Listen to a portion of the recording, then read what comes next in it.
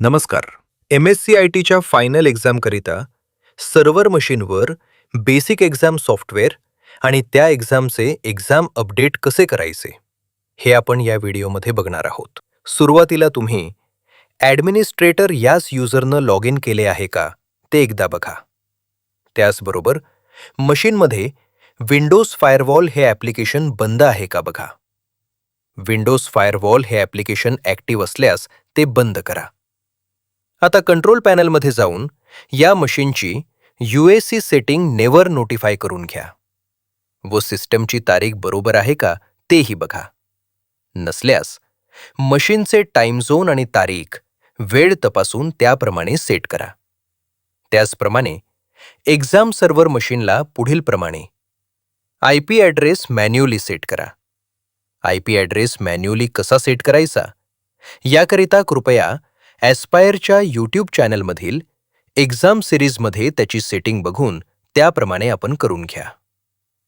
आता सर्च बॉक्समध्ये सर्व्हिसेस असे टाईप करा आणि पुढील दोन्हीही सर्व्हिसेस म्हणजेच फंक्शन डिस्कव्हरी प्रोव्हायडर आणि फंक्शन डिस्कव्हरी रिसोर्सेस चालू करून घ्या. या सर्व सेटिंग बघितल्यानंतरच आपण MSc-ITच्या फायनल एक्झामचे बेसिक एक्झाम सॉफ्टवेअर कसे इन्स्टॉल करायचे ते बघू. सुरुवातीला नेटवर्कमधील कोणत्याही एका क्लायंट मशीनवर बॅकअप ड्राईव्ह म्हणजेच मॅप ड्राईव्ह पुढील प्रमाणे क्रिएट करा. कृपया या मशीनमधून पहिल्यांदा एक्झाम सर्व्हर कनेक्ट आहे का बघा. म्हणजेच त्या एक्झाम सर्व्हर मशीनमधील IPला पिंग करून बघा. या केसमध्ये माझ्याकडील एक्झाम सर्व्हरचे IP ॲड्रेस 192.168.1.62 असे आहे. म्हणून मी पुढील प्रमाणे क्लायंट मशीनवरून सर्व्हरला पिंग अशा प्रकारे करत आहे. पिंग कमांड सक्सेसफुली होणे आवश्यक आहे. आता फाईल एक्सप्लोरमध्ये जाऊन D ड्राईव्ह किंवा E ड्राईव्हवर एक नवीन फोल्डर बॅकअप करिता क्रिएट करा आणि त्या फोल्डरला पुढील प्रमाणे नाव द्या. आता त्या फोल्डरला राईट क्लिक करून प्रॉपर्टीजमध्ये जा आणि शेअरिंग या ऑप्शनमध्ये जाऊन शेअर या ऑप्शनला क्लिक करा आणि पुढील स्क्रीनमध्ये दाखवल्याप्रमाणे एव्हरीवन नावाचा युजर ॲड करा आणि त्याला रीड राईटची परमिशन देऊन शेअर या बटनला क्लिक करून डन आणि ओके बटनवर क्लिक करा. यानंतर बॅकअप ड्राईव्ह क्रिएट केलेल्या मशीनचे IP ॲड्रेस काय आहे ते एकदा पुढील प्रमाणे तपासून पुढील प्रोसेसकरिता लक्षात ठेवा. सुरुवातीला तुमच्याकडे सॉफ्टवेअर डाउनलोड केलेले असल्यास ते 7zip या युटिलिटीने एक्स्ट्रॅक्ट करा. सॉफ्टवेअरचं सेटअप नसल्यास ॲस्पायरकडून दिलेल्या गुगल ड्राईव्ह लिंकवरून आपण ते डाउनलोड करू शकता. साधारण हे सॉफ्टवेअर 512 मेगावॅट असणे आवश्यक आहे. या लिंकवरून आपण एक्झामचे basic software, exam update, 7zip, Acrobat Reader आणि इतर आवश्यक सॉफ्टवेअर डाउनलोड करू शकता. सुरुवातीला ॲक्रोबॅट रीडर व्हर्जन 11 या सेटअपचं इन्स्टॉलेशन करून घ्या आणि मगच एक्झाम सर्व्हरचे बेसिक सॉफ्टवेअर पुढील प्रमाणे इन्स्टॉलेशन करा. डाउनलोड केलेले एक्झाम सॉफ्टवेअर हे 7zip या युटिलिटीने एक्स्ट्रॅक्ट करा आणि एक्स्ट्रॅक्ट केलेल्या फोल्डरमधील installer.exeला राईट क्लिक करून ती रन ॲज ॲडमिनिस्ट्रेटरनी ओपन करा. काही सेकंदामध्ये MSc-IT ऑनलाईन एक्झाम सेटअप चालू होईल. पुढील स्क्रीनप्रमाणे नेक्स्ट या बटनवर क्लिक करा. आता MSc-IT सर्व्हर हा पर्याय निवडा आणि नेक्स्ट बटनवर क्लिक करा. क्लिक केल्यावर पुढील प्रमाणे अटेन्शन बॉक्स येईल. तुम्ही येस या बटनवर क्लिक करा. यानंतर या एक्झाम सॉफ्टवेअर मार्फत मशीनचे कॉन्फिगरेशन चेक केले जाईल. MSBTEच्या रिक्वायरमेंटप्रमाणे मशीनचे कॉन्फिगरेशन असल्यास नेक्स्ट बटन ॲक्टिव्ह होईल. आपण त्यावर क्लिक करा आणि आय एक्सेप्ट द टर्म्स या ऑप्शनला क्लिक करून नेक्स्ट बटनला क्लिक करा. आता एक्झाम सॉफ्टवेअरकरिता लागणारे बेसिक सॉफ्टवेअर ऑटोमॅटिकली इन्स्टॉल करण्याकरिता इन्स्टॉल या बटनवर क्लिक करा.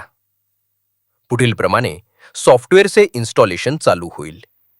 याकरिता थोडा वेळ लागेल. कृपया वाट बघा. एक्झाम सॉफ्टवेअरकरिता लागणारे तीनही ॲप्लिकेशन पुढील प्रमाणे इन्स्टॉल झाल्यावर नेक्स्ट बटनवर क्लिक करा.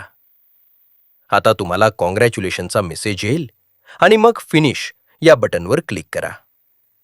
कॉंग्रॅच्युलेशन या मेसेजचा अर्थ असा की आपल्याकडील एक्झाम सर्व्हरचे बेसिक सॉफ्टवेअरचे इन्स्टॉलेशन व्यवस्थित झाले आहे असे समजा. अशा प्रकारे डेस्कटॉपवर MSCIT सर्व्हरचे आयकॉन क्रिएट झालेले दिसेल. आता आपण एक्झामचे अपडेट कसे करायचे ते बघू. याकरता डाउनलोड केलेले करंट एक्झाम अपडेट हे 7zip या युटिलिटीने एक्स्ट्रॅक्ट करून घ्या. एक्झामचे अपडेट करण्याकरता MSCIT अपडेट फोल्डरमधील MSCIT update.exe ला राईट क्लिक करून ती रन ॲज ॲडमिनिस्ट्रेटरनी ओपन करा. स्क्रीनवर दाखवल्याप्रमाणे एक्झामचे अपडेट पुढील प्रमाणे करून घ्या. या ठिकाणी कृपया काळजी घ्या की एक्झाम सर्व्हर मशीनमध्ये एक्झाम अपडेट करताना कृपया MSCIT सर्व्हर हे ऑप्शन निवडा आणि इन्स्टॉल या ऑप्शनला क्लिक करा. याकरता थोडा वेळ लागू शकेल. कृपया वाट बघा आणि काही वेळातच पुढील प्रमाणे त्या एक्झामचे व्हर्जन अपडेट झालेले दिसेल. यानंतर ज्या क्लायंट मशीनवर आपण एक्झाम करता बॅकअप ड्राईव्ह क्रिएट केला होता ती मशीन आता सर्व्हरमधून कनेक्ट किंवा पिंग होत आहे का ते पुढील प्रमाणे बघा. या ठिकाणी क्लायंट मशीन कनेक्ट किंवा पिंग होणे आवश्यक आहे. अशा प्रकारे बॅकअप ड्राईव्ह क्रिएट केलेली क्लायंट मशीन नेटवर्कमध्ये दिसणे आवश्यक आहे याची आपण काळजी घ्या. व क्रिएट केलेला बॅकअप फोल्डर दिसत आहे का ते एकदा खात्री करून घ्या. बॅकअप फोल्डर ॲक्सेस होण्याकरता त्या क्लायंट मशीनला ॲडमिनिस्ट्रेटर या युजरला पासवर्ड देणे अपेक्षित आहे हे लक्षात ठेवा. आता मॅप ड्राईव्ह करण्याकरिता सर्व्हरमधील दिस PC येथे क्लिक करा आणि स्क्रीनमध्ये दाखवल्याप्रमाणे मॅप नेटवर्क्स ड्राईव्ह या ऑप्शनला क्लिक करा. या ठिकाणी Z ड्राईव्ह मशीन ऑटोमॅटिकली घेईल. आपण ब्राउजमध्ये जाऊन क्लायंट मशीनवरील बॅकअप फोल्डर सिलेक्ट करून फिनिश या बटनला क्लिक करा. आता तुम्हाला या सर्व्हर मशीनमध्ये एक नवीन मॅप ड्राईव्ह क्रिएट झालेला दिसेल. तो एकदा ॲक्सेस होत आहे का ते बघून घ्या. आता C ड्राईव्हवर जाऊन प्रोग्राम फाईल्स 86 फोल्डरमध्ये जाऊन MSCIT ऑनलाईन एक्झाम या फोल्डरमध्ये जा आणि MSCIT server.exe ला राईट क्लिक करून प्रॉपर्टीजमध्ये जा. या ठिकाणी कंपॅटिबिलिटीमध्ये जाऊन कंपॅटिबिलिटी मोड आणि त्याखालील run this program as an administrator या दोन्ही ठिकाणी टिक मार्क करून ॲप्लायला क्लिक करून ओके या बटनवर क्लिक करा. अशा प्रकारे आपण एक्झाम सर्व्हरचं इन्स्टॉलेशन, एक्झामचे अपडेट आणि एक्झाम सॉफ्टवेअरकरिता लागणारे मॅप ड्राईव्ह यांचं इन्स्टॉलेशन करू शकता.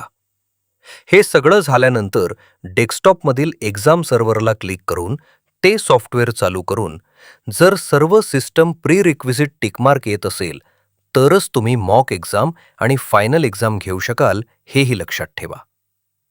व्हिडिओ बघितल्याबद्दल धन्यवाद. अशाच प्रकारच्या टेक्निकल व्हिडिओकरिता कृपया चॅनलला सबस्क्राईब करून बेल आयकॉनला क्लिक करा जेणेकरून नवीन व्हिडिओचे नोटिफिकेशन तुम्हाला त्वरित येईल. धन्यवाद.